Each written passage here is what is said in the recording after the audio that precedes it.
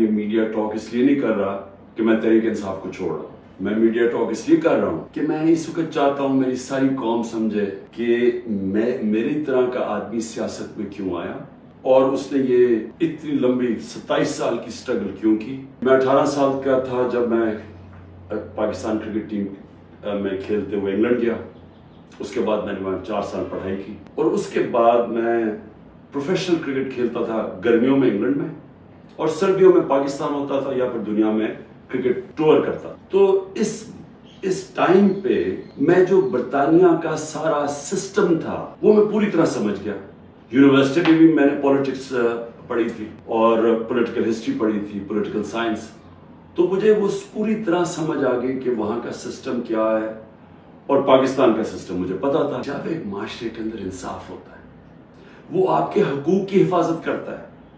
مطلب یہ ہوتا ہے کہ اگر آپ اپنے ٹیکس دیں, آپ قانون کے بیچ میں رہیں, وہ ملک آپ کو آزاد کر دیتا ہے. آپ جو مرضی کریں, کوئی آپ کو پوچھتا نہیں ہے, کوئی رات کو پولیس نہیں آپ کے گھروں میں گھس جاتی, کوئی رشوت آپ سے نہیں مانگتا, زمینوں پہ قبضے ہو رہے ہیں اور سارا وقت ان بیچاروں کو سفارشیں چاہیے تھی. اس ملک کے اندر سب سے زیادہ جو پولیٹکس میں جو ہمارے ایم این ایز اور ایم پیز ہو, ان کا سب سے زیادہ کام کیا ہوتا ہے؟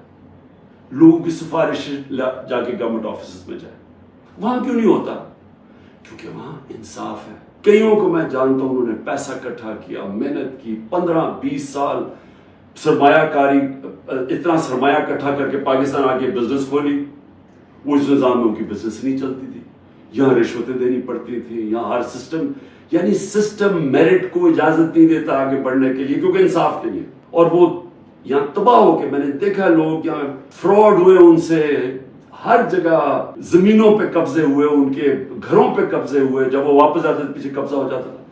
تو ہوتا کیا تھا, وہ سارے پھر واپس چلے جاتے تھے. صرف امریکہ میں جو 16,000 پاکستانی امریکن ڈاکٹرز ہیں, ان کی نیٹ ورتھ, جو ان کی ٹوٹل ان کی جو دولت ہے, 16,200 ارب ڈالر ان کی نیٹ ورتھ ہے.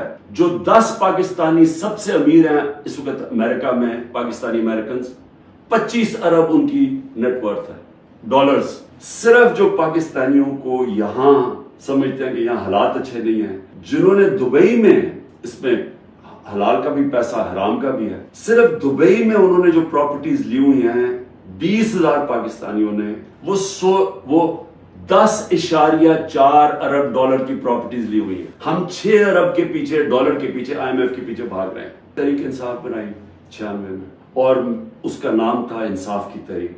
اس کی نظریہ کیا تھا؟ اسلامی فلاحی ریاست. وہ نظریہ کدھر سے لیا؟ جو قرارداد پاکستان ہے, آبجیکٹو ریزولوشن ہے, جس میں مدینہ کے ریاست, اس کے اوپر طرز کے اوپر انہوں نے اسلامی فلاحی ریاست لکھی. جو اس وقت پاکستان میں ہو رہا ہے نا, یہ ہر چیز جس کے لیے, ہر وہ اصول جس کے اوپر پاکستان بنا تھا, آج اس کی نفی ہو رہی ہے. بدترین غلامی ہو رہی ہے اس وقت پاکستان کے اندر. نہ آزادی نام کی کوئی چیز ہے کیونکہ حقوق ہی نہیں ہے کسی کے. رات کو پولیس گھستی ہے کسی کے گھر میں, سارا گھر توڑ دیتی ہے.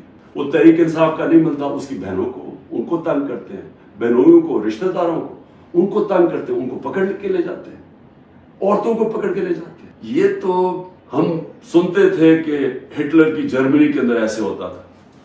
میں نے تو اس طرح کی چیزیں سنی نہیں کبھی. کور کمانڈر کا گھر جلایا جاتا ہے. مجھے پہلی دفعہ پتا چلتا ہے جب میں 4 دن کے بعد نکلتا ہوں, مجھے چیف جسٹس صاحب سپریم کورٹ کے کہتے ہیں. ادھر ہی میں مذمت کرتا ہوں. کون نہیں مذمت کرے گا؟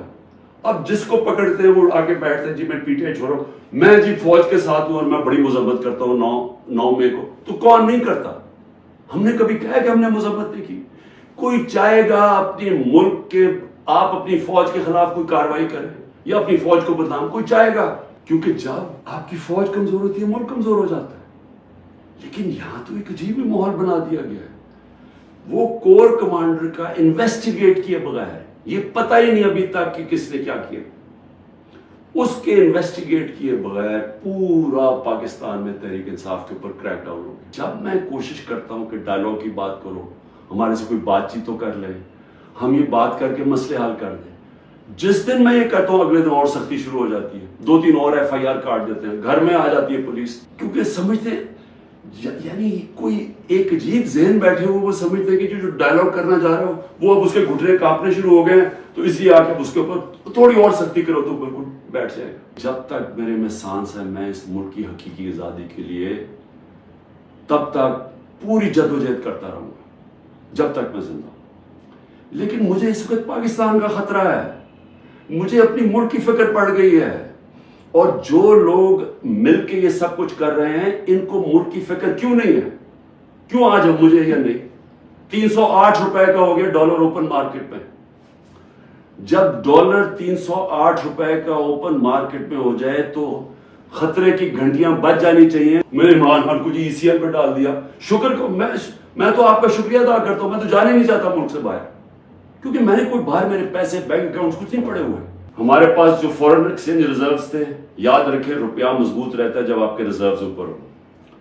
16.2 ارب ڈالر آج وہ ہیں 4.5 ارب ڈالر. منفی 72% ہمارا فورن ایکسچینج گرا ہے. ایکسپورٹس 13% گری ہے. ریمیٹنسز جو باہر سے پاکستانی ڈالر بھیجتے تھے وہ 13% گرے. یاد رکھیں یہ ہر سال ہمارے بڑھتے جا رہے تھے, ہر سال پچھلے سال سے زیادہ ہوتی تھی ہماری ایکسپورٹس بھی, ریمیٹنسز بھی, ڈالر زیادہ آ رہا تھا. اب جب سے یہ آئے ہیں 13% دونوں نیچے چلی گئی ہے بجائے اوپر جانے کے. اس کا مطلب ڈالر کم آ رہے ہیں پاکستان میں. ٹیکسٹائل ایکسپورٹ جو ہماری سب سے بڑی ایکسپورٹ ہے منفی 14% گر چکی ہے. ہمارا جو ایکسچینج ریٹ ہے آفیشل 180 کر لیں, ہمارا تھا جب ہم گئے 180 روپے ڈالر تھا, آج 287 روپے ڈالر آفیشل ریٹ ہے اور 308 پہ پہنچ گیا ہے اوپن مارکیٹ میں. مہنگائی کے اوپر بڑا شور مچا تھا. 12.7% تھی ہماری کنزیومر پرائس انڈیکس, آج 36.4% ہے. پاکستان کی تاریخ کی سب سے بڑی مہنگائی. پیٹرول یاد رکھیں ہمارے دور میں پیٹرول 110 سے 115 ڈالر پہ بیرل گئی تھی, آج وہ 70-80 کے بیچ میں ہے. ہمارے دور میں 150 روپے لیٹر پیٹرول تھا, 145 روپے لیٹر ڈیزل تھا. آج ڈیزل پہنچ گیا 260 روپے اور پیٹرول پہنچ گیا 270 روپے. آٹا جو ہر آدمی کو افیکٹ کرتا ہے, ہمارے دور میں 55 روپے تھا کے جی, آج وہ پہنچ گیا 136 روپے کے جی. 95% ہمارا چاول کی قیمت بڑھی ہے, یہ بھی عام آدمی کا. گھی انٹرنیشنل مارکیٹ میں جو پام آئل ہم امپورٹ کرتے ہیں وہ آدھا ہو گیا. آج ہمارے دور میں 468 روپے کے جی تھا, آج 603 روپے کے جی ہے, جبکہ آدھا ہو گیا انٹرنیشنل مارکیٹ. اور دودھ 170 روپے لیٹر تھا, آج 170 روپے لیٹر. ہماری جو گروتھ ریٹ تھی جس کو جی ڈی پی کہتے ہیں, جی ڈی پی میں اضافہ, وہ 6.1% تھی, آج وہ چلی گئی ہے منفی 0.2%.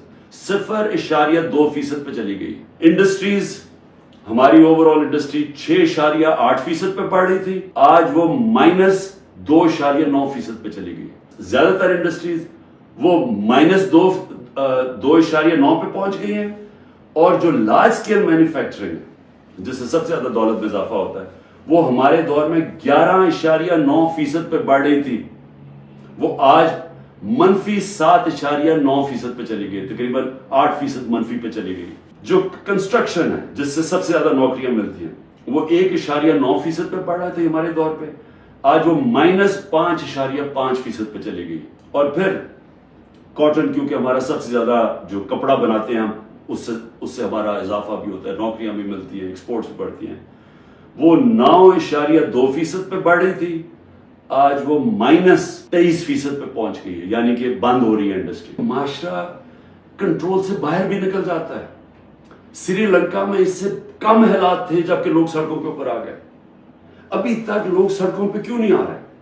کیونکہ انہوں نے الیکشن پہ کی امید لگائی ہوئی ہے کہ ہم جو ہمارے سے ہوا ہے وہ اندر گھروں میں بیٹھ کے تپے ہوئے ہیں کہ جب الیکشن آئے گا تو ہم ان کو سبق سکھائیں گے. ہوا کیا تھا اس پاکستان میں, یہ پھر سے یاد رکھیں, تاریخ سے سیکھنا چاہیے. ذوالفقار علی بھٹو نے 81 سیٹیں جیتی پاکستان میں 138 میں سے, اور کہا تھا ذوالفقار علی بھٹو کا انقلاب آ گیا تھا, اور واقعی انقلاب تھا, روٹی کپڑا مکان کا انقلاب آیا تھا. لیکن 138 میں سے ذوالفقار علی بھٹو نے 81 سیٹیں جیتی, اور اس نے جو نعرہ تھا کہ میں پہلی دفعہ عوام کا نام لیا. پہلے تو عوام کا نام ہمیں پتہ نہیں عوام کیا ہوتی ہے, کیونکہ پہلے تو اور قسم کی سیاست تھی. تو اس نے ایک ذہنوں میں انقلاب لے کے پہلی دفعہ عوام کی بات. لیکن مجیب الرحمان 162 سیٹیں تھی ایسٹ پاکستان میں, اس نے 160 جیتی, صرف 2 سیٹیں ہاری اس نے. تو وہ کیا کہہ رہا تھا؟ وہ انصاف کہہ رہا تھا کہ ہمارے سے انصاف نہیں ہو رہا, ہمارے حقوق نہیں مل رہے, ایسٹ پاکستان کو کالونی کی طرح رکھا جا رہا ہے, ہمیں سیکنڈ کلاس شہریوں کی طرح رکھا جا رہا ہے. اور وہ انصاف مانگ رہا تھا, حقوق مانگ رہا تھا, وہ آزادی نہیں مانگ رہا تھا. میں اس لیے بات چیت کی بات کر رہا ہوں کہ یہ ٹائم ہے, یہ ملک ٹھیک تب ہوگا جب اس سارے ملک کے ادارے اکٹھے بیٹھے اور ملک کی سب سے بڑی ایک ہی جماعت جو فیڈرل پارٹی ہے پاکستان کی, وہ سب اکٹھے بیٹھے اور وہ بیٹھ کے اس مسئلے کا حل نکالیں. یہ ڈنڈے مار کے مسئلے کا حل نہیں ہونے لگا. آپ سب صبر کریں, اپنی پارٹی کو کہتا ہوں صبر کریں. یہ جو کیا جا رہا ہے آپ سے کہ کن پٹی پر بندوق رکھ کے جی میں پی ٹی آئی چھوڑ رہا ہوں, کوئی فکر نہ کریں, کبھی کوئی پارٹی سے نہیں ختم ہوگی.